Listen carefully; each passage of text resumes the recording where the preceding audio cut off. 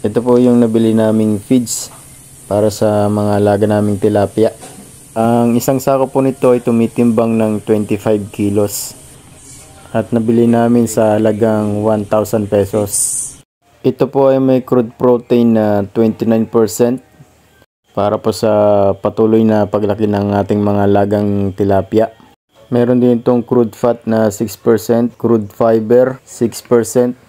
Makikita po natin itong pinaka-nutrition facts ng feeds na nakatahi po sa mga sako na nabibili natin. Yung iba namang nutrition facts ng feeds ay nakalagay mismo dun sa loob ng sako. Tara po at ipakainan natin ito sa mga alaga naming tilapia. At ito naman po yung anak ng alaga naming kambing na si Adobits. Ayaw kasi siyang patidein ng kanyang nanay kaya pinapadede na lang namin ng formula milk. Ito yung nanay niya at sa kapatid niya. Hindi ko lang alam kung totoo yung sinasabi ng iba na kapag aksidenteng nahawakan mo daw yung nguso ng bagong panganak na kambing, ay hindi na daw ito padededein ng kanyang nanay.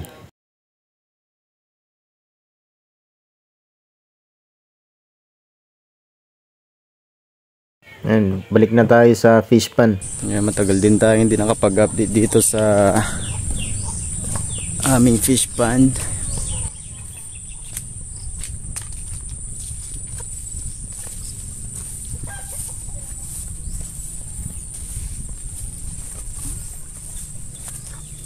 Bali, ang una po naming pinakain dito ay fry mash feeds. From fry mash to pre-starter, pre-starter to starter, at ngayon naman po from starter to grower feeds na po.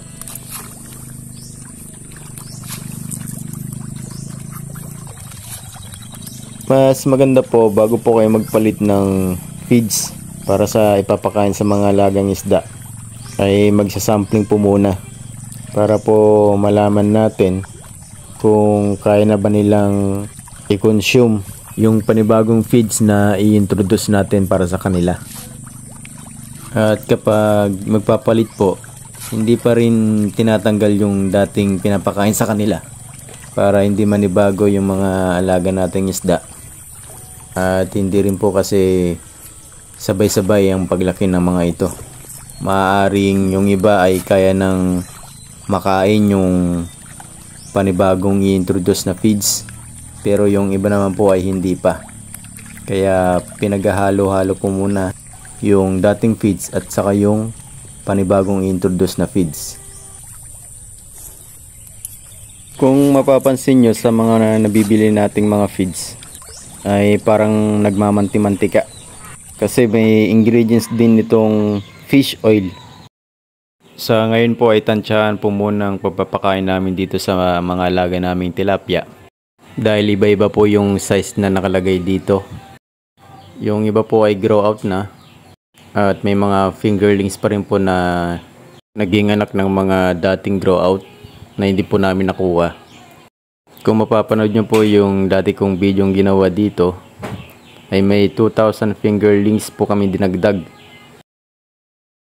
Naghahanap din po pala ako ngayon ng pukot na pang-harvest. Ang sukat po siguro nitong pond na to ay nasa 400 to 500 square meter.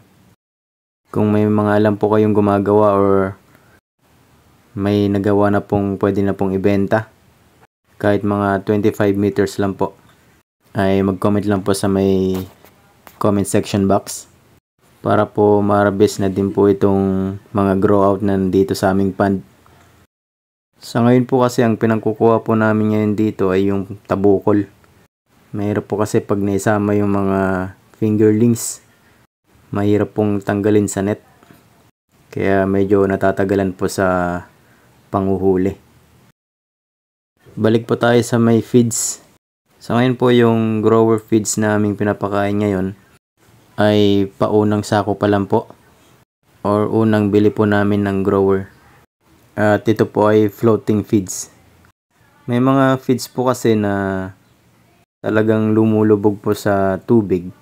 Ang mahirap lang po sa mga feeds na ganun ay hindi mo po nakikita kung nakukonsume talaga ng mga lagang isda. Hindi kagaya dito sa floating feeds ay makikita mo kung nakukonsume ba nila o hindi. Ang isa pang disadvantage ng mga lumulubog na feeds ay yung pag hindi na-consume ng mga alaga nating mga isda, tuluyang nabubulok yung mga feeds dun sa ilalim ng tubig na siyang nagiging dahilan ng pagtaas ng ammonia, na kung saan ito ay nagiging dahilan ng pagkamatay ng mga alaga nating isda.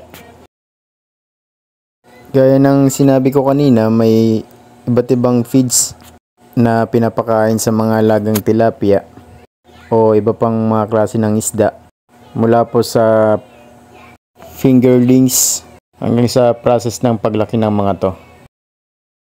Ang una pong feeds na inintroduce namin sa mga fingerlings na tilapia ay yung fry mash feeds. Para siyang darak o parang powdered milk.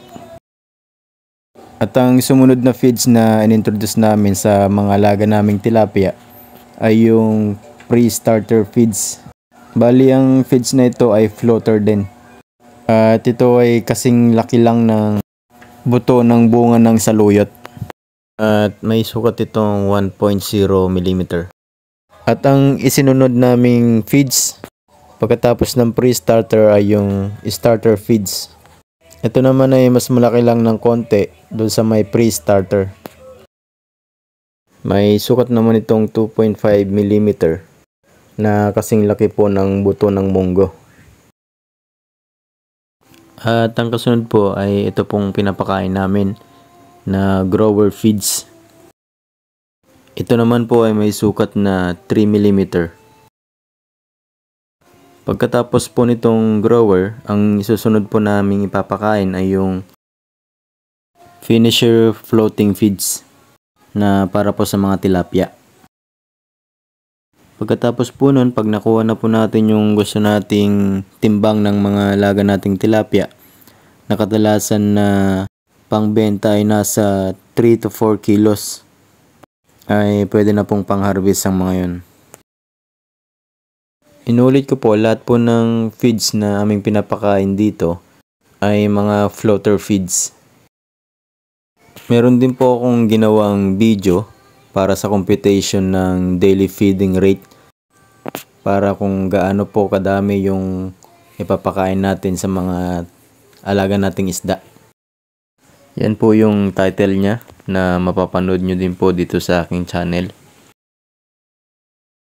Bukod sa maintenance sa pagkain ng mga alagang tilapia, ay kailangan din na may source tayo ng tubig, para po napapalitan din natin ng tubig ang ating mga fish pond. Dahil once po na dumumi po yung tubig natin, isa rin po yung nagiging dahilan ng pagtaas ng ammonia na ikinamamatay ng mga alagang tilapia o iba pang mga alagang isda. Noong nakaraang buwan lamang po ay nagkaroon po kami ng mortality dito sa aming fish pond, na kung saan po medyo marami po yung namatay na mga tilapia. Maaari din po siguro nung panahon na yon, ilang linggo po kasing sobrang init, tapos biglang umulan. After po ng ulan na yon ay may mga lumulutang na pong mga patay na tilapia. Maaaring nag-iba yung pH level ng tubig dito sa aming pond, kaya yun po siguro naging dahilan ng pagkamatay nila. Maaari din po ang dahilan ay yung overcrowded po ang mga alaga naming tilapia dito, na nagiging isang dahilan ng mababang oxygen level, kaya nagkakaroon ng mortality. Sa ngayon po, ang estimate po namin na laman nito ay nasa 6 to 7,000 pieces.